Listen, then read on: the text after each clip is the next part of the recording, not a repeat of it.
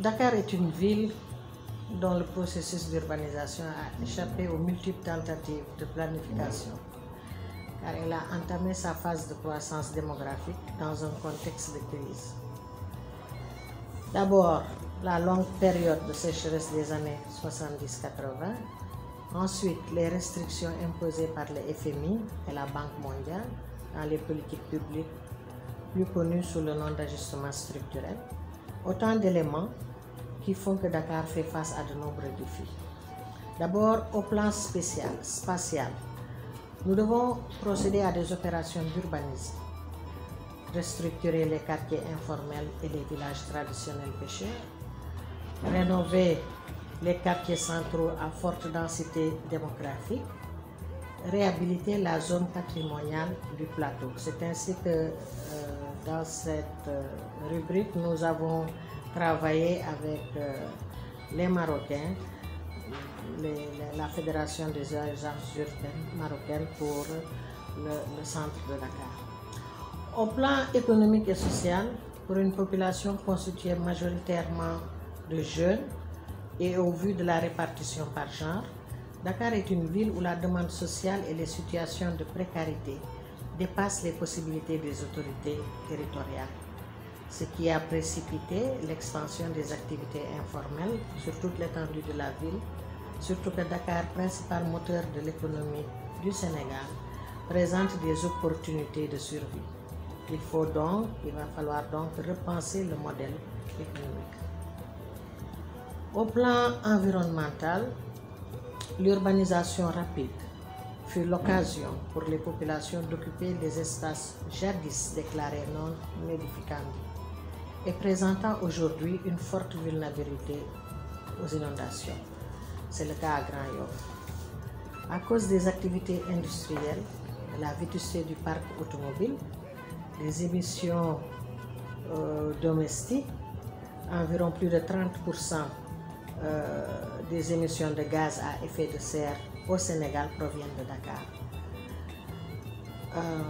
L'autre défi est relatif aux déchets. Les quantités collectées s'élèvent au total à 363 000 tonnes 0,47 par an à la ville de Dakar, ce qui justifie le programme Dakar Ville Propre que nous avons lancé depuis plusieurs mois.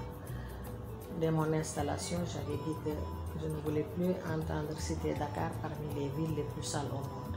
C'est ainsi qu'au niveau de la ville, nous avons mis en place un comité technique qui se réunit tous les mercredis avec les différents représentants des communes pour élaborer des programmes pour rendre la ville propre, verte et sans plastique.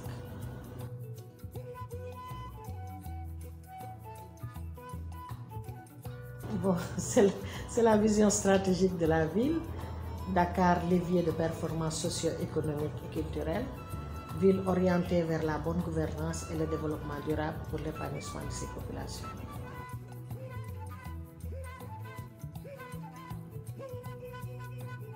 Pour faire de Dakar une ville durable, les priorités sont multiples.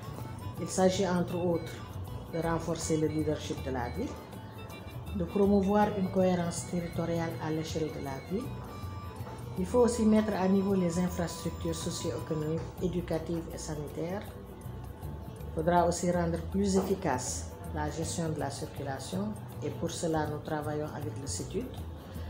Il faut encadrer et tirer profit des activités informelles. C'est pourquoi la ville a quand même construit plusieurs centres commerciaux qui sont toujours inoccupés. Mais je pense qu'on trouvera bientôt la solution. Il faudra aussi planifier la prise en charge des risques environnementaux et ceux relatifs aux effets du changement climatique. Comment faire tout cela?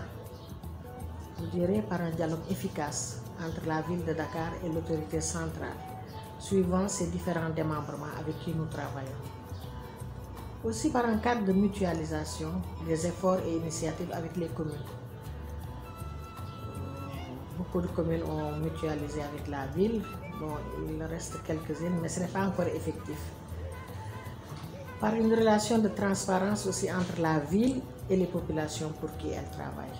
La démarche donc participative que nous prenons depuis le début du mandat. Mais aussi par une relation de confiance avec les partenaires techniques et financiers de la ville, au plan national et international.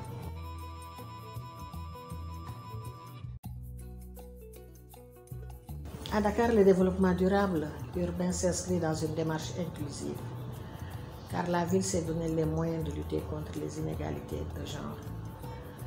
À travers le Fonds de développement municipal, qui est le FODEM, nous avons lancé un vaste programme de formation pour les femmes et pour les jeunes. Ces formations donc entrent dans le processus d'autonomisation des femmes à travers l'éducation financière, l'entrepreneuriat et l'économie sociale et solidaire. Les femmes donc sont des actrices de développement, sont des actrices sociales importantes que les organismes publics doivent intégrer dans leur politique environnementale et urbaine. C'est pour cela que je considère que le développement, quel qu'il soit, ne peut se faire sans l'implication des femmes. Il faudrait que je pense aux prochaines locales que toutes les mairies soient dirigées par des femmes, pourquoi pas.